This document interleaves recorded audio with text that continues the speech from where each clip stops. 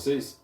Mais um Pensando em Entrevistas está iniciando. Nosso Pensando em Entrevistas de hoje, nós vamos falar então com a minha filha aqui, a Natália. A gente resolveu fazer este vídeo e eu estava um tempo engavetado esse projeto, essa entrevista, quando nós falamos sobre educação, quando a gente pensa sobre educação, sobre a vida do professor, sobre momentos impactantes na vida universitária. E a gente sabe que a vida universitária ela é bem complicada. Complicada que eu digo assim, emocionante, principalmente nos últimos meses. A época da monografia, do TCC, trabalho em equipe, trabalho em grupo, horas de estágio, é um terror. Então a gente resolveu convidar aqui a minha filha, né, para a gente poder falar um pouquinho sobre isso, né? A Natália, ela se formou em História, né, e já está lecionando no colégio. Tudo bom? Tudo bem, né? Tô bem feliz de estar aqui hoje e conversar com vocês. Então tá bom. Então a primeira questão hoje que a gente está querendo perguntar, que a gente vai comentar com vocês, vai trazer aqui para vocês, seria sobre a motivação. Então, qual foi ali a motivação? O que levou a escolher História para a graduação? Então, na verdade, assim, quando eu era pequena, a gente tem as brincadeiras de quando a gente era quando é pequeno, né? Eu brincava de boneca, brincava de casinha e eu brincava de escolinha. E eu gostava muito de brincar de escolinha, de ser professora, de reunir as minhas amigas e daí eu fazia chamada, eu dava aula e assim ia. E quando eu fui crescendo, quando eu entrei na escola, fui tendo as matérias, eu fui despertando o carinho pela história, né? Eu comecei a gostar muito de história, muito de história, muito de história. E eu acho que lá pelos meus 14, 15 anos, que foi quando eu decidi que era isso que eu queria estudar. Eu já tinha decidido que eu queria ser professora, então a minha paixão pela história foi o caminho ali, foi o que me incentivou ali. Então hoje eu sou professora de história por isso, porque eu sempre gostei da ideia de ser professora e quando eu entrei para a escola eu me apaixonei pela história. Bacana. E é importante quando o professor, quando o profissional, ele se encanta pelo aquilo que ele escolheu. E daí, claro, a gente vê que é um profissional que faz aquilo que gosta, aquilo que ama, não aquele que apenas terminou a graduação, né? Terminou a graduação e aconteceu por acaso dele estar desenvolvendo a profissão. Quando a gente fala então da universidade, foi a PUC, né? A PUC é a Pontifícia a Universidade Católica aqui do Paraná. Uma das coisas que eu sempre me questiono, qual que foi o momento mais difícil, mais impactante, quando a gente fala do período todo da graduação? Então, geralmente, o que me pegou muito foi o período do TCC. É o que é mais difícil pro estudante, porque é aquela fase que está no final do curso e a gente está correndo atrás de fonte, de artigo, para escrever o artigo e tal. Mas o momento que foi mais difícil da faculdade, porque o meu curso foi durante a pandemia. Então eu tive 2 anos online na pandemia. Foi esse momento da pandemia, foi se acostumar a sair do presencial para ir pro online, ficar ali em casa, estudar em casa, só em casa. Bacana. Quando fala então aí do modelo de aula online, a gente sabe que nas faculdades, a graduação, né, os cursos, eles têm os formatos que é o tradicional, que é o presencial, tem o formato EAD, então ela é totalmente à distância. Tem pessoas que vão uma vez por mês, faz uma prova no polo e coisas desse tipo. E tem também o semipresencial, né? O pessoal fala que é um pouco híbrido, é um formato bem bacana e que está sendo utilizado nos últimos anos. Mas quando a gente fala que na pandemia teve uma migração, como é que foi isso na PUC? Porque a gente está falando então que tinha um EAD, tinha um presencial, tinha um híbrido, mas a PUC sempre falou que não era EAD, era online. Como é que foi tudo isso aí? Como é que foi essa dinâmica?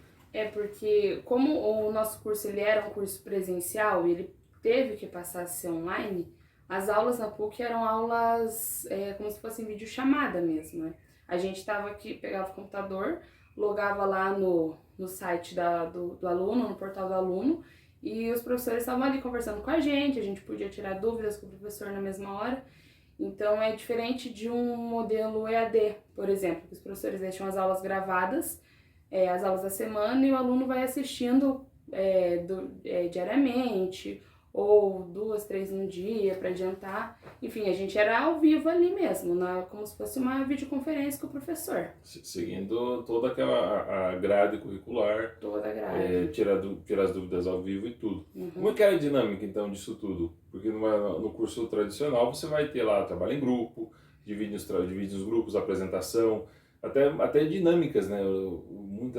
Muitas matérias, né? Elas propiciam isso aí. No online, teve esse tipo de situação? Teve lá no portal do aluno, na época era um site diferente do que é agora lá na PUC, né? Agora que eu me formei. Mas naquela época tinha uma aba lá onde o professor podia montar grupos e aí a gente se inscrevia. E para trabalho em grupo tinha que fazer apresentação de trabalho em grupo, tinha seminário, tinha roda de conversa, né? Mas era tudo online mesmo. A gente tinha que ir atrás, mandar mensagem, fazer chamada em vídeo, a gente tinha que ir atrás um do outro, mas seguia o mesmo modelo. Tinha apresentação de seminário, com slide, com tudo. E as provas? Como que era esse modelo? As provas, na verdade, assim, durante a pandemia eram em formato de redação. O professor, ele passava as questões da prova e daí a gente tinha que falar sobre o tema que ele passava. Por exemplo, matéria de história moderna. A professora lançava um tema de história moderna e daí a gente tinha que escrever sobre aquele tema. E ela dava o número mínimo de páginas mesmo. Era uma super redação. O número mínimo de páginas que eu lembro que ela passava era 5 páginas por prova. Nossa, era.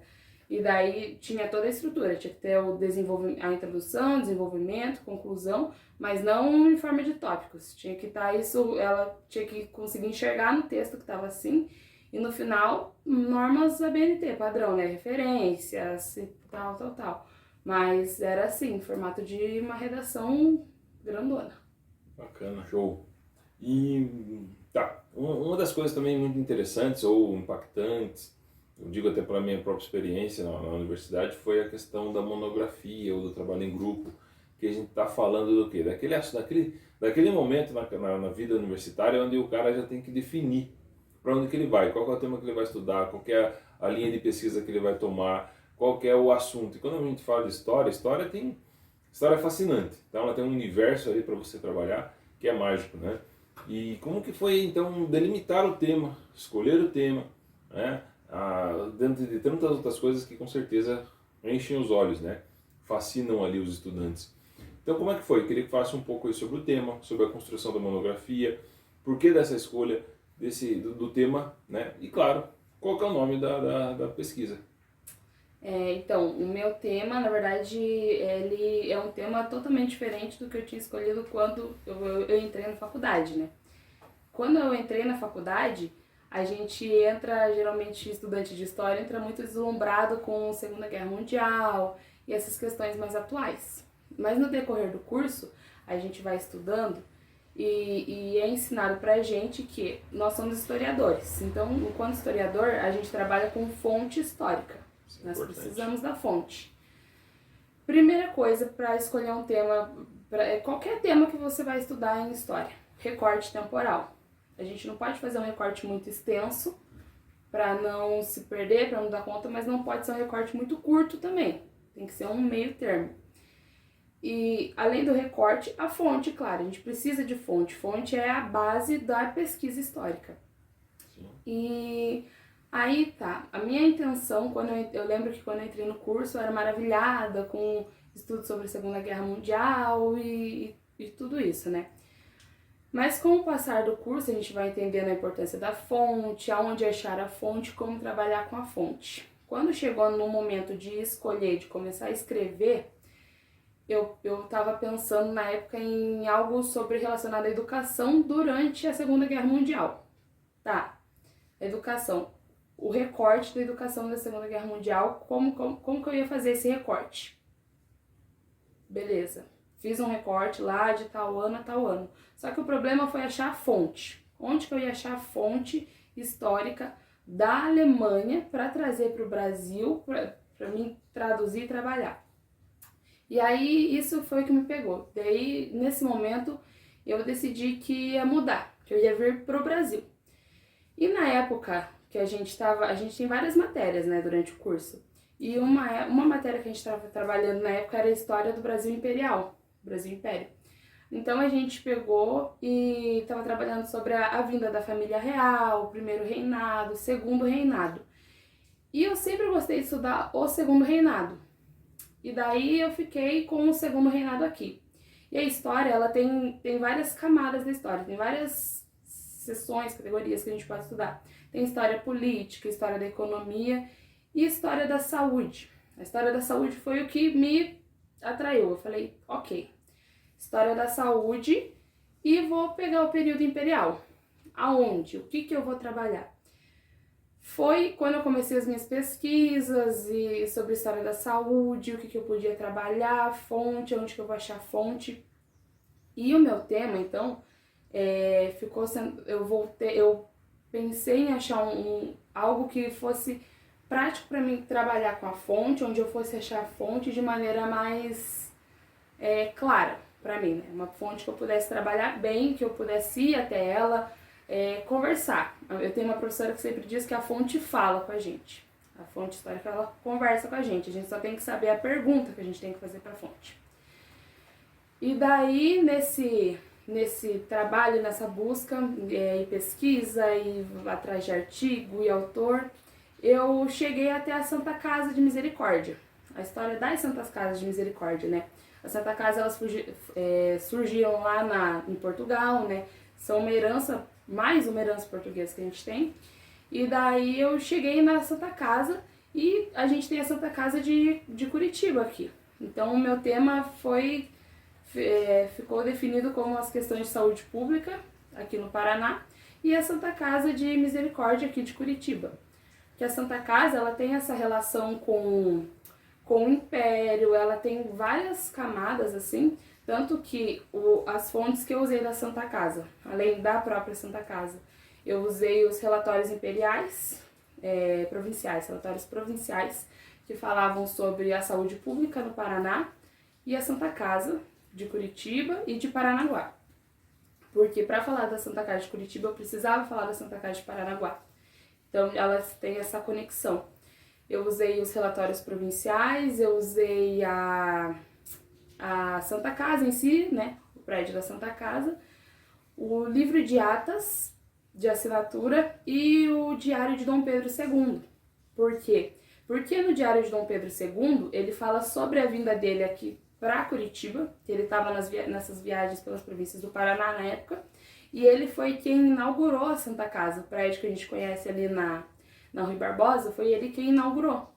Então, quando eu comecei a pesquisar mais sobre isso, sobre essa vinda, sobre toda essa história do Dom Pedro na Santa Casa e sobre a saúde pública no Paraná, como que era nessa época, as questões da saúde, isso me encantou, me puxou. Foi um tema que não era o tema que eu sonhava, que eu idealizava lá atrás, mas foi um tema que eu fui me apaixonando por ele aos poucos, né? E hoje eu sou fascinada, eu adoro meu tema, adoro minha pesquisa e eu fiquei encantada mesmo.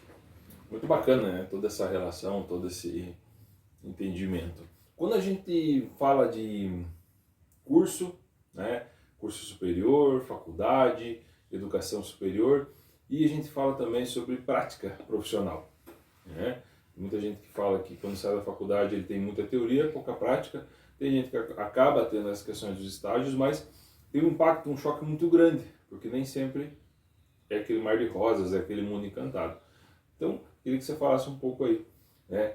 Se o curso e prática conversa e como está sendo a experiência como educador. É bem como você falou, a prática é muito diferente da teoria.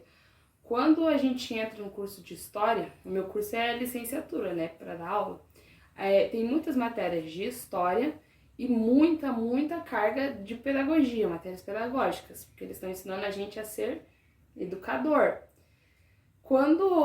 Só que na faculdade a gente tem uma visão da educação que é uma educação perfeita, que é um mundo perfeito, que a gente vai conseguir entrar em aula, na nossa sala, vai dar nossa aula como estava planejado, geralmente no nosso planejamento, né?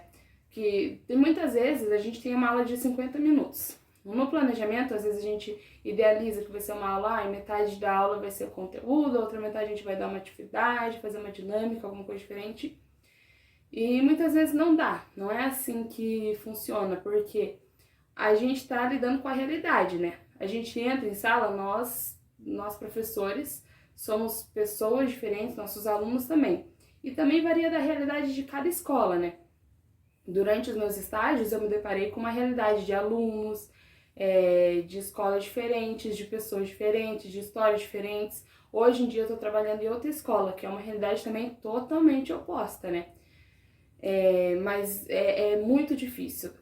A teoria, elas se chocam muito, a teoria e a prática. Porque em teoria é lindo, ser professor é um mar de rosas, é maravilhoso. Mas quando a gente chega na escola mesmo, quando a gente tem esse choque com a realidade, com as realidades diferentes dos alunos, dos professores, da escola, é muito difícil, é muito diferente do que a gente aprende. Tá certo. E, bom, você já falou, mas queria só que reforçasse então aqui, tá no nosso script, qual que seria então, ou qual foi, né, o período histórico. A gente sabe que tem idade antiga, idade contemporânea, moderna, medieval, tem tanta coisa aí, e em um universo tão vasto. Qual aquele que mais te interessa, que mais gosta, que mais lê, né? Porque a gente nunca para de ler, nunca para de pesquisar. Qual aquele que mais impacta, que mais te interessa? Eu gosto muito da idade contemporânea, né? Mas o tema que eu mais gosto de estudar, de ler, que me chama atenção, assim, é a história do Brasil.